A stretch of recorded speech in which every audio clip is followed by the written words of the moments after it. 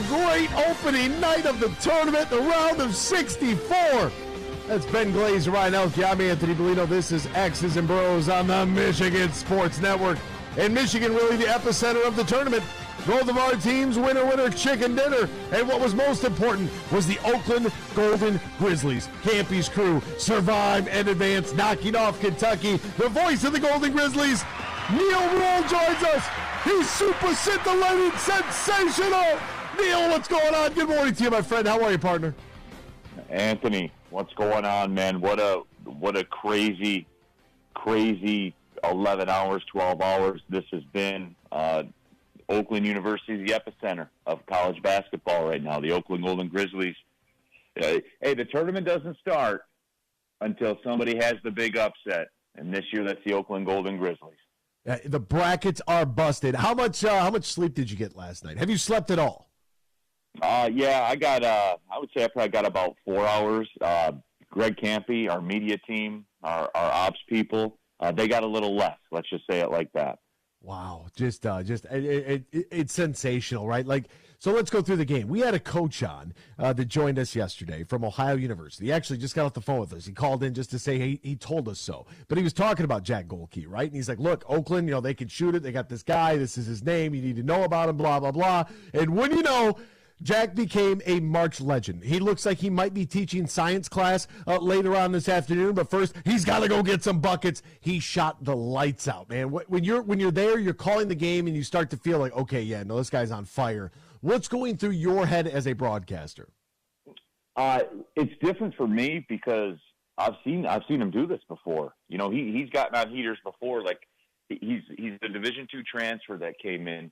His very first game for Oakland, we played at Ohio State.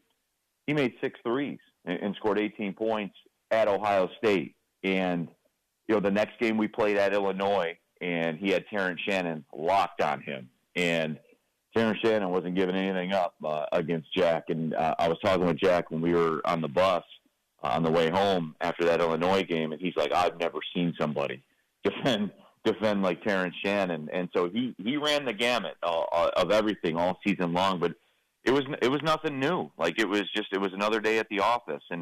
But people, the Golden Grizzlies fans out there that have followed Oakland basketball for a long time, they know that the quote unquote cold-blooded shooter has been a part of Oakland basketball for a long time. And Jack Golke's got the green light, and if that means 23s, if he has 20 looks, he's going to fire, and he did. Last night, certainly made 10 of them. I know that America was stunned to see it, but those that are around the Oakland program definitely were not stunned to see it because Jack Golke is a person, if you guys want a lesson in mindset, you need to listen to Jack Golke's press conference last night after the game because he said that when you go out there and you play against a Kentucky and 5 stars and NBA guys, you have to have the mindset that you are as good as they are. And it's to some point, it's almost irrational confidence. But he has irrational confidence. He knew this was going to happen, and he got the moment, and he got his opportunity, and he took advantage of it. He's a star in America right now. Boy, how you talk about capitalizing. My goodness, Neal Ruhl joining us right now.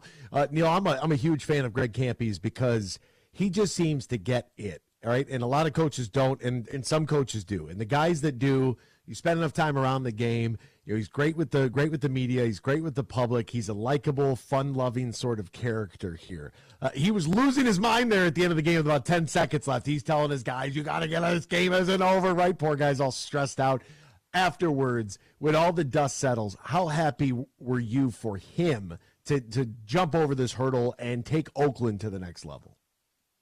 It's the double-edged sword of mid-major college basketball. And look, I started calling games in 2010. That was my first year. Went to the NCAA Tournament. 2011, second year, went to the NCAA Tournament. I mean, we really had it humming. We had NBA draft picks on that team, and Keith Benson. We had Travis Bader, who broke J.J. Redick's record for all-time three-pointers made. We had Reggie Hamilton on that team, who beat some guy named Damian Lillard for the NCAA scoring title. I'm not sure how Damian Lillard's career ended up, but I'm sure it went well for him. Never heard of him. Yeah, never heard of him. I hope things worked out for him. But this is the caliber of players that Oakland's always had. And we've gone on the road. We played these teams over and over and over again. And as a mid-major, you have to go play all of these teams all the time to, make money for the athletic department. And we've seen this before from Oakland. They've done this. They've gotten wins on the road over top 10 teams. But then when we move to the Horizon League, people don't realize how hard it is for mid-majors to get to the tournament. Like Kentucky, they go play the SEC tournament. When they tip that off, they know that they're in. So they lose to Texas A&M, they know that they're in. Michigan State knows that they're in.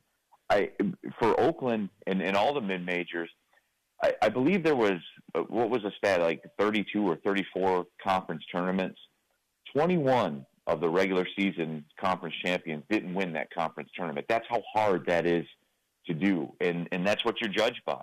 And so when we moved to the Horizon League, it had been a minute since we went to the Horizon League or to the NCAA tournament. And it's tough to get there, man. It is. So that's why I'm happy for Campy, because there were questions out there. Why can't we do this? Why haven't we been in 10 or 12 years? Why haven't we been back? Because it's hard. That's why. And that's why I'm happy for Campy. And that's why I'm happy for this win, because there are no more questions. This man's career is stamped. What else do you want the guy to do? He's accomplished everything you can accomplish. He's a good friend of mine, and you're happy for your friends and you're happy for your coworkers. That's why I'm happy for Greg. There are no more questions about his career, a Michigan Sports Hall of Fame career, by the way. Yeah, he's just and he's just such a likable guy too, right? You hear him talk, and after the game, he said that he lied to everybody, right? He said that the Michigan win was the greatest win ever. He said the horn went final, and I changed my mind. and I just I loved every sense of him being as open and honest. And the way that he talked about what this meant for the university, what it means for the president, what it meant for the AD, what it meant for the league as a whole to be able to get that win, what that revenue now looks like moving forward. How does a team like Oakland, after such a big victory, how do you lock in now for Saturday? Because everybody's doing the scout and everybody's trying to get prepared for what's next. They'll get NC State 80-67 winners over Texas Tech as an 11 seed beating the 6 seed Texas Tech. So we have a 14-11 matchup in round number 2. That'll be a 7-10 tip-off on either TBS or True TV.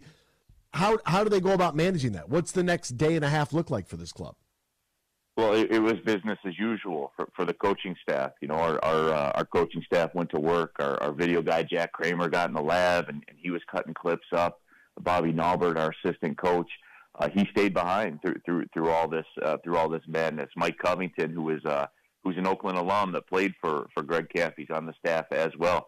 They're in the lab, man. They went to work. They pumped coffee into their veins, and they went and they got it cooking.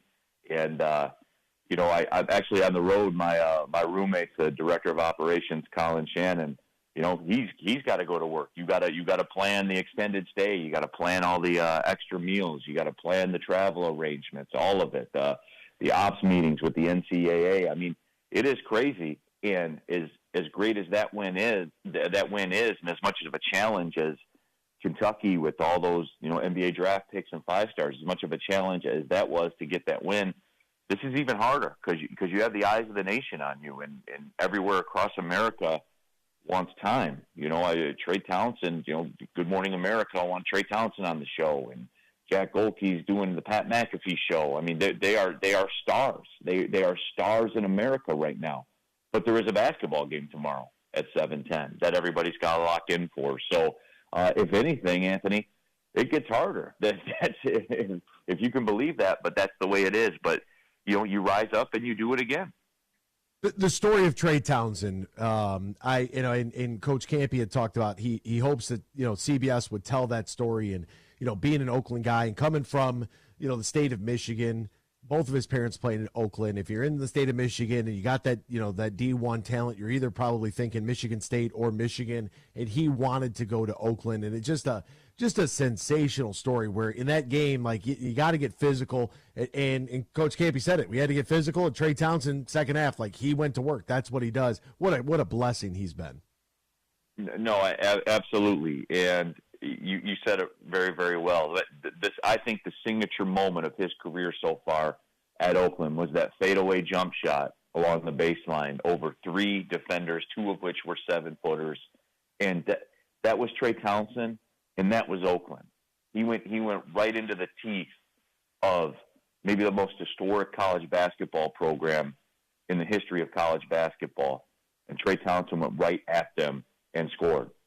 And it was so poetic to see. And I'll tell you, too, about Trey. You mentioned his parents played and all that kind of stuff. I've told Trey's father, skip this before, I want my sons to be like Trey Townsend, even if they don't play basketball. I'm saying take the basketball stuff away. I want them to be like Trey Townsend, like for real. And I mean that. That's not hyperbole. That's not, that's not, look what Trey did.